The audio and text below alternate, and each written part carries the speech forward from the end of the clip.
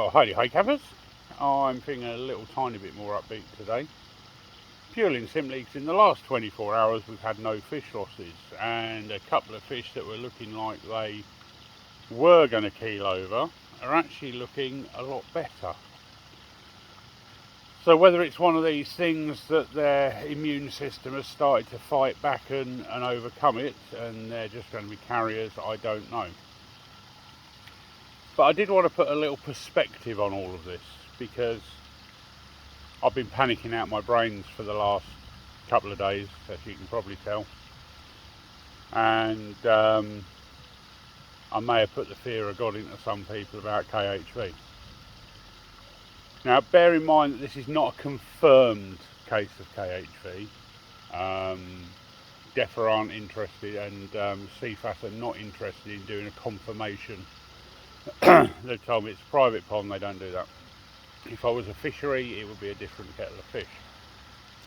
And I've told them about the fry, I've told them about my intention to sell them, and they're still not overly concerned because it's a separate system. So I just wanted to run that by again. Because I have had one person say, oh, you need to kill all your fish. No one will buy any fish off you. And it's like, well, I'm sorry, but if DEFRA say that, you know, it's fine. If Paula Reynolds says, yeah, I won't worry about it, I'm going to listen to them, not someone on YouTube, with all due respect. Oh, one of the fish just jumped. So, 24 hours, no further deaths, and the ones that were looking a bit peaky seem to be turning a corner. Fingers crossed. But again, perspective. I had a phone call off Rob Walker this morning, Walker Koi in the West Midlands. Not too far from the Black Country Koi bloke, Davey. There you go, Davey. Another shout out for you. Go and check out Davey's channel. Got a cracking channel. We were neck and neck on subscribers at one point. Then I gave him a shout out. He ended up with more subscribers than me, and he's just romped away now. That's it. He's over 500 now, probably nearer 600. I haven't checked for a bit, but yeah, he's totally kicked my ass since I shouted him out. But there you go, such is life. It's not a competition. Anyway, perspective. And this is what Rob said to me this morning. And he's absolutely right in what he says. Think of all the koi dealers in this country. Think of all the big players, all the Quenny Kois and the Gatwick Kois and Absolute and, you know, Elite, Clark's Koi, you name it. There's hundreds and hundreds and hundreds and hundreds of koi dealers out there. Think of all the carp fisheries, because bear in mind KHV only affects certain species of carp. Think of all the carp fisheries, all the fishing lakes.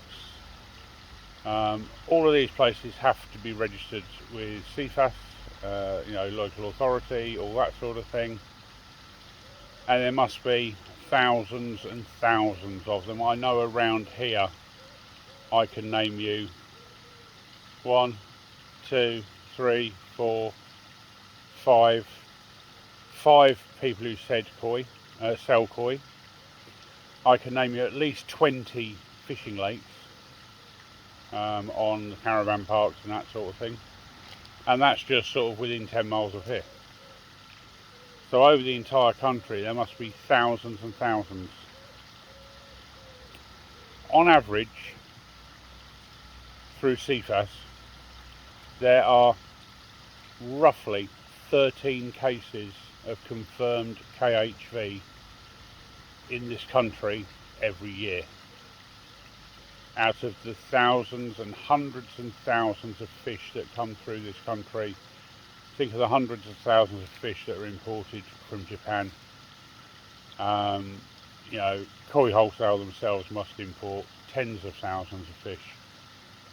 And then you've got people like Quenny Koi importing their own, and you know, the amount of fish that come through brokers from Japan alone, let alone Israeli, let alone Polish, let alone anyone else, there must be hundreds of thousands of fish coming to this country. every single year, and only 13 establishments on average a year have confirmed cases of KHV. So in reality, and as Rob said to me, someone worked it out that it's something like 0.03%. So the actual chances of getting KHV are very, very small. Now it could still be that this isn't KHV. Most of the fatalities have been fish from this one pond. So it could just be them moving from one pond to another. The stress of the move. I mean, they did travel 3 or 4 hours. They were heavily bagged up because the guy told me there were about 20 fish and there were about 45. So, you know, it could just be that. But the way they're going and the way they look and everything indicates towards KHV. So I'm not taking any chances. I'm going to treat the pond as if it has KHV. Nothing is going to leave this pond apart from eggs, which I know can't be infected with KHV. So if they do spawn, the eggs will come out into a separate water body that is a substantial distance away from the main pond. Now when I say a substantial difference away, I don't usually broadcast this. I have half an acre of land. I can situate ponds further away from my main pond than most people can from their next door neighbours. So when I say the ponds will be separated, we're not talking they're going to be 10 feet away. We're talking there will be a building between them. They will be a 2-minute walk away. You know, they will be well away from this pond. There will be absolutely no chance at all of cross-contamination. So that's what I wanted to point out. I don't have a typical back garden. I don't even have a typical large back garden. I have about half an acre, which for me is a small garden because we had 6 acres before, which, oh boy, I wish I had that now. God, the mud ponds I would put in. But it's all relative, and I just wanted to point that out because there are people that say, well, how can you separate the ponds? And I don't think people have the comprehension of how much land I actually have here. If you took 4 or 5 average semis, I would say, so say 6 to 8 semi-detached houses, I could probably fit those on my plot of land quite happily. So that'll give you an idea of the size of the plot. I've got car parking for about 15-20 cars on my drive. So it's a big plot of land, and this is not, I don't like talking about what I have. I don't think it's anyone's business, but what I wanted to impress upon people is that when I say that the sales vats will be well and truly separated, it would be like me putting them to your neighbour 3 doors down.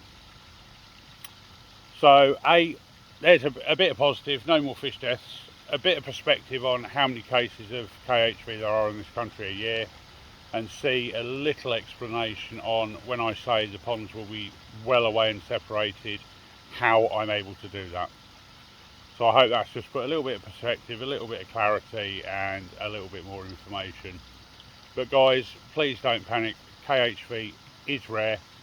All I'm going to say to everyone is be vigilant, because even though it is rare, it can flare up, it can spike up and it can cross over very, very easily. Ciao for now.